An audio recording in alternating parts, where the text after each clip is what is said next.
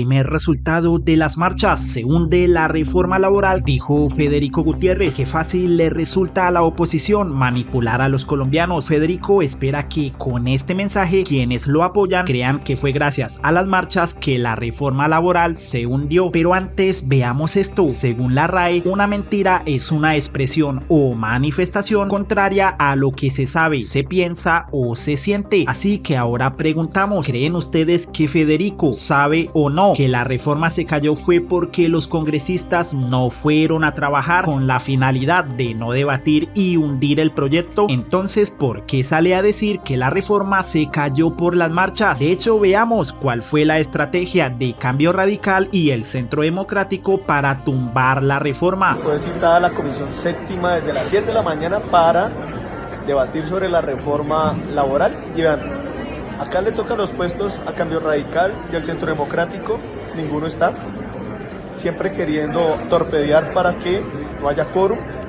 Como diría la mentora de ellos, trabajen vagos, o sea, les está pagando a los colombianos para que venga la oposición en lugar de venir a debatir, a demostrar supuestamente por qué es mala la reforma. No lo hacen, sino que sabotean para que no haya quórum. La pregunta es: ¿por qué la oposición hace estas jugaditas? Pues Wilson Arias muy claramente nos responde. 11.000 millones de pesos costó la compra de los partidos por parte de Sarmiento Angulo en la campaña electoral pasada para que votaran contra las reformas del pueblo. Al menos Sarmiento Angulo.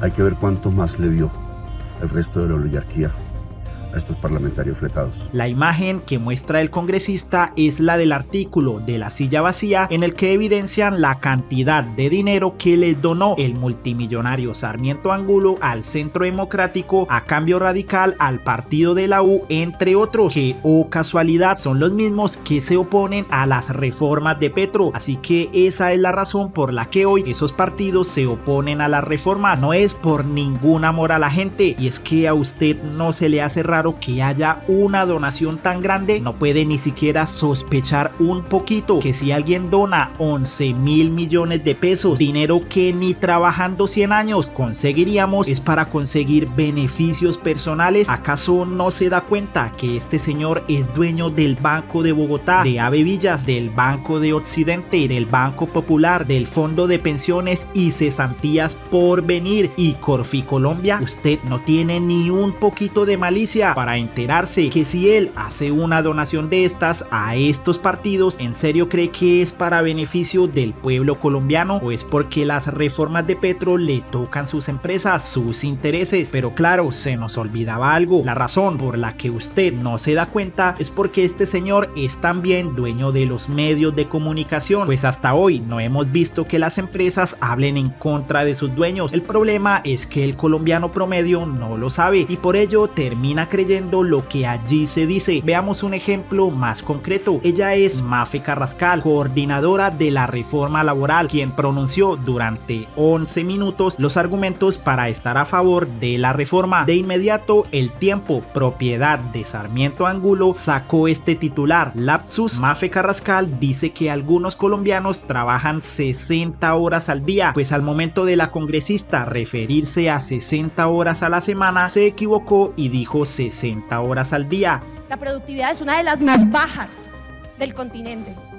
14% de los trabajadores y trabajadoras hoy trabajan más de 60 horas al día. El Tiempo no se fijó en ningún momento en el resto de su discurso, solamente en este error, y es que estos medios se hacen los de la vista gorda, miran hacia otro lado para que no nos enteremos que no es normal que no nos paguen horas extras, recargos nocturnos ni incentivos por jornadas laborales los domingos y festivos. Según Carrascal, por eso necesitamos la reforma, una reforma que nos ponga a la vanguardia, que nos actualice con lo que está pasando en el mundo en materia laboral, que nos abra a más mercados internacionales, que nos ajustemos a estándares internacionales para devolverle poder adquisitivo, el poder de compra y condiciones dignas a los trabajadores, para que ganen las empresas más capacidades y el país sea más productivo. Pero es más fácil fijarse en un error que en los argumentos de una congresista. Alfredo Mondragón también se pronunció al respecto. La colega Mafe Carrascal ayer tuvo un lapsus sobre las horas de trabajo al día y hoy está en todos los medios, pero de la amenaza de muerte contra el presidente Petro que desde la marcha en Bucaramanga lanzó otro congresista no se dice nada. Imparcialidad que llaman. Peor aún, este lapsus lo aprovechó ese congresista para atacar no solo a Mafe Carrascal sino a Irene Vélez, congresista del Pacto Histórico. Dice que los colombianos trabajan más de 60 horas al día. Sí, 60 horas y el día tiene 24 horas. ¿Será que está fumando marihuana o el discurso se lo escribió Irene Vélez? Carrascal le respondió contundentemente: ojalá los días tuvieran 60 horas para que el representante pudiera dedicar al menos un par para instruirse. Víctor Hugo y Dumas pertenecían al Club de los Hachicinos, un grupo de escritores que experimentaba la relación entre el consumo de marihuana y la creatividad. Irene Vélez hizo un postdoctorado en la Clemson University con una beca de Fulbright. Misoginia pura y dura. Esta es la política del odio que nace de la ignorancia y los prejuicios. Claramente fue un lapsus. Polo Polo, no hay que esforzarse mucho para entender que se refería a 60 horas a la semana. ¿Qué es lo que está pasando? Porque si es tan perversa, ¿por qué no nos dejan ni siquiera dar el debate?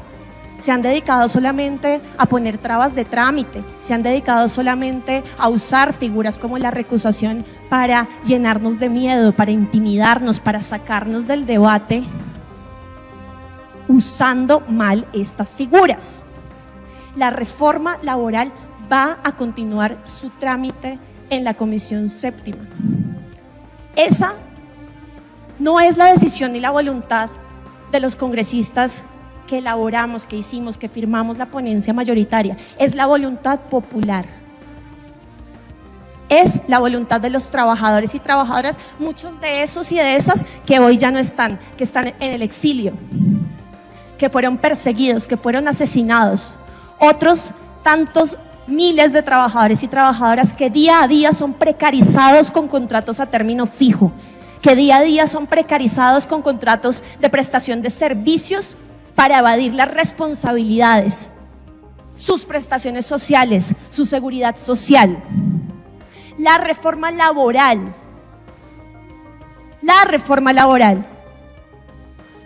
es el clamor popular de una vida digna, de la salud mental de los trabajadores y trabajadoras que quieren hacer su proyecto de vida de manera libre y que quieren congeniar su vida laboral con su vida familiar, con su vida personal. Para esas mujeres que tienen en sus manos las labores del cuidado no remunerado y que quieren poder ser reconocidas por ello y que no se les esté amenazando con que van a ser sacadas de sus trabajos porque tienen esa misión tan importante también para el país y para la economía. Esta es una reforma laboral para esos chicos y chicas que ustedes ven atrás y que nos han acompañado de manera decidida, que son los y las aprendices del SENA.